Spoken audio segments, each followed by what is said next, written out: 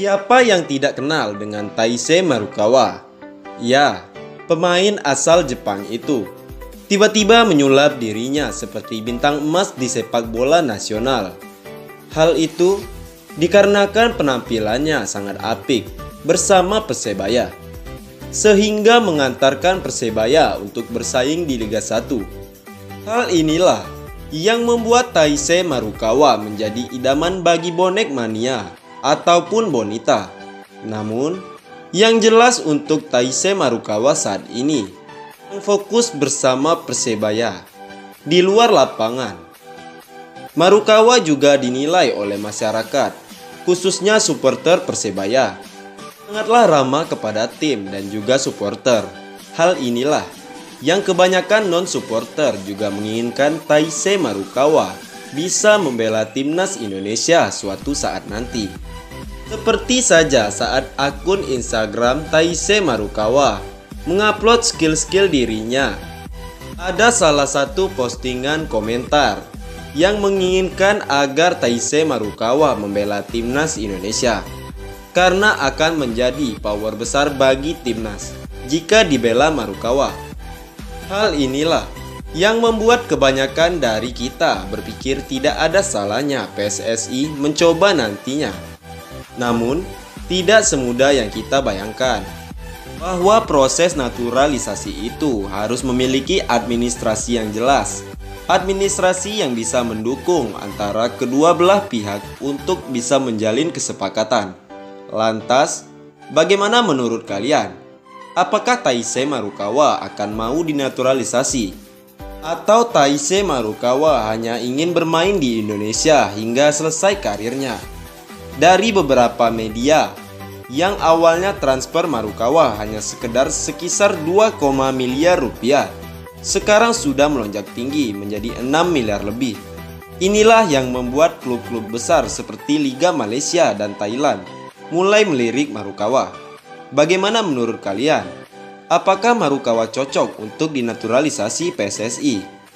Setelah Piala AFF berakhir beberapa hari yang lalu, kini Sintayong kembali disibukkan karena bulan depan dirinya bakal kembali mendampingi timnas untuk berlaga di Piala AFF U23. Dan seperti kabar yang beredar, pelatih asal Korea Selatan itu tidak akan memanggil pemain yang bermain di luar negeri seperti Witan, Egy Maulana Fikri, hingga Elkan Bagot, sehingga membuat publik penasaran siapakah pemain-pemain yang bakal dibawa Sintayong, terutama pada posisi penyerang, yang dimana posisi ini menjadi titik lemah timnas dalam ajang Piala AFF kemarin. Dan kami mencoba merangkum daftar penyerang yang diprediksi mendapatkan panggilan Sintayong untuk berlaga di Piala AFF U23. Untuk itu, inilah pemain yang dimaksud. Ronaldo Kuate. Yang pertama yaitu adalah pemain kelahiran Yogyakarta, yaitu Ronaldo Kuate. Pemain berdarah campuran ini bisa menjadi opsi Sintayong di lini serang timnas Indonesia. Alasannya tentu berkat skill serta kecepatan yang dimilikinya. Selain itu, Ronaldo Kuate juga memiliki insting mencetak gol yang luar biasa, seperti yang pernah ia perlihatkan ketika memperkuat timnas dalam laga uji coba melawan salah satu tim negara Turki. Dan lihatlah kemampuan fantastis dari Ronaldo Kuate saat memperkuat timnas. Yang kedua, Bagus Kavi memiliki bakat istimewa. Sebagai seorang pemain, tentu membuat Bagus Kavi layak dipertimbangkan Sintayong untuk membela timnas pada gelaran Piala AFF bulan depan. Apalagi saat ini dirinya tengah menimba ilmu di Belanda, sesuatu yang belum didapatkan pemain-pemain lainnya. Bahkan pemain asal Magelang tersebut pernah mengejutkan publik Belanda usai mampu mencetak 2 gol saat membela FC Utrecht. Dan seperti inilah saat Bagus Kavi menunjukkan insting mencetak gol yang begitu mengagumkan. Selanjutnya ada nama Jack Brown. Main jebolan Manchester United Soccer School ini tentu bukan nama yang asing bagi publik Indonesia, karena sebelumnya dirinya pernah memperkuat timnas Garuda asuhan Sintayong. Dan aksinya saat memperkuat timnas juga begitu mengagumkan, karena beberapa kali mampu mencetak gol krusial, seperti yang diperlihatkan Jack Brown dalam beberapa momen berikut ini. Taufik Hidayat memiliki postur tinggi dan besar, memang menjadi andalan pemain yang satu ini, di mana hal itu mampu dimanfaatkan oleh Taufik Hidayat saat bermain di lapangan. Pemain Persija ini ternyata juga pernah beberapa kali memperkuat timnas Indonesia. Salah satunya terjadi kala timnas Indonesia harus menyerah 2-3 atas Australia, yang salah satu gol Indonesia dicetak oleh Taufik Hidayat.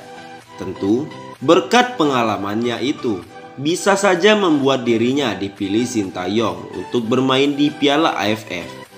Raif Fatari, Indonesia memang tidak pernah kehabisan talenta-talenta berbakat, karena selain nama-nama yang disebutkan sebelumnya, ada sosok lain yang tidak kalah hebatnya, yaitu Raif Fatari. Pemain berusia 19 tahun tersebut tentu pantas untuk mengisi slot lini depan timnas U23. Dan sebagai buktinya, lihatlah saat aksi Raif Fatari berhasil mencetak gol ke gawang Arab Saudi U19 yang sekaligus menyelamatkan Indonesia dari kekalahan. Rabani Tasnim, pemain yang satu ini mungkin masih sangat asing di kalangan masyarakat Indonesia, karena kiprahnya belum terlalu terlihat di tim Garuda. Meski begitu, Rabani Tasnim tetaplah pemain yang memiliki bakat istimewa, seperti yang pernah diperlihatkan Rabani Tasnim ketika bermain di Liga Kompas, di mana dirinya berhasil mengemas 27 gol selama turnamen berlangsung, yang kemudian membuat ia direkrut oleh tim asal Kalimantan, Borneo FC. Ramai Rumakik, pemain Persipura ini tampaknya memiliki peluang yang sangat besar untuk dipanggil Sintayong, karena Ramai Rumakik sebelumnya telah bermain di Piala AFF bersama skuad senior.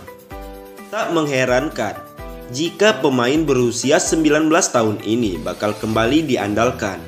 Bahkan pada gelaran AFF lalu, Rumakik mampu mencetak gol yang sangat sensasional saat timnas melawan Kamboja.